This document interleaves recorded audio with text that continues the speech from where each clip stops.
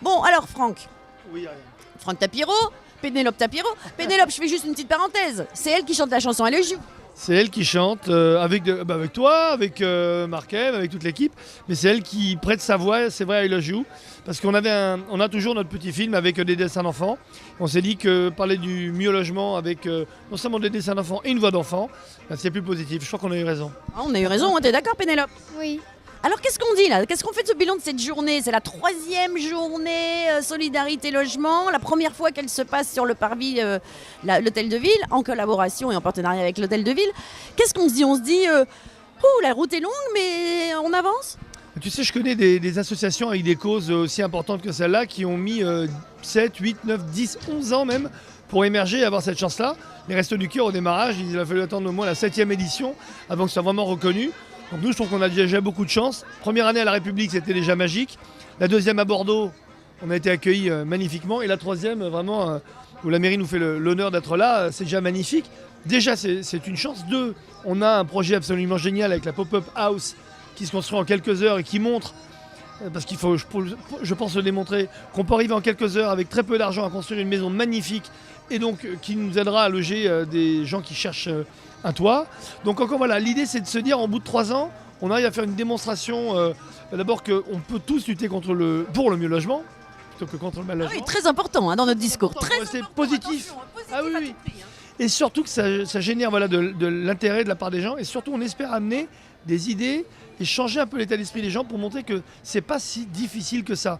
En revanche, quand on voit les chiffres, 8 millions de personnes qui souffrent de mal logement, quand on pense qu'il y a des gens qui ont un job, qui sont obligés de dormir dans leur voiture, on se dit qu'on se marche sur la tête en 2016. Un pays, la France, qui se dit un grand pays, et l'Europe qui se dit aussi une grande puissance et qui tolère que dans un des pays phares, il y a 8 millions de personnes qui souffrent de mal logement.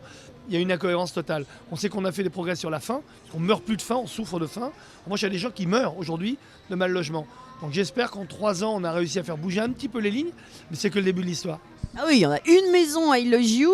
Qu'est-ce qu'on se dit? On se dit l'année prochaine, on dit quoi, Franck? Moi, je dis un immeuble, Ah, c'est bien. un pop-up building, peut-être un pop-up building. On sait qu'on peut les faire avec des containers. Il y a dans pas mal de villes en Europe, en Hollande, il y en a énormément. Il y a des immeubles entiers, des cités universitaires, avec des logements universitaires où on a des additions comme des Lego en fait. Ils posent des containers comme ça.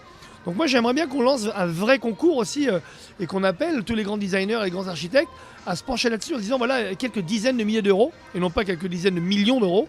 Voilà, regardez ce qu'on arrive à construire, regardez le nombre de mètres carrés qu'on arrive à construire en très peu de temps, facile à installer, etc. etc. Je pense que c'est là-dedans qu'il faut aller. Bien entendu, il faudrait qu'on libère l'immobilier pour que ça change un peu d'abord le marché, que les gens puissent se loger parce que ça coûtera moins cher. Et plus il y aura de mètres carrés, moins ça coûtera cher. C'est pas une évidence. Apparemment, c'est une évidence pour nous. C'est pas une évidence pour tout le monde, surtout pour les politiques. En tout cas, il faut continuer à faire des dons. Ah non, mais faire des dons, déjà des dons sur le site, des dons sur place. On voit notre transparence, c'est important. Parce que chaque don, il faut rappeler que nous, on est une fondation. Hein. Donc chaque don va être redistribué à des associations qui se battent sur le terrain de plein de façons différentes pour reloger des gens, pour réhabiliter des logements, pour fabriquer des logements comme la Pop-Up House. Donc plus vous nous donnerez de l'argent, plus on le redistribuera vers ceux dont c'est le métier au quotidien et sur le terrain. Et avec la Fondation de France, on sait qu'il y a des centaines d'associations qui se battent pour ça, mais il faut qu'on les alimente en dons. Donc on compte sur vous. Merci. Vous allez donc sur le site et faites un petit don. Et puis ça va durer toute l'année. Qu'est-ce qu'on se dit, Pénélope? On dit I love you. merci, Franck.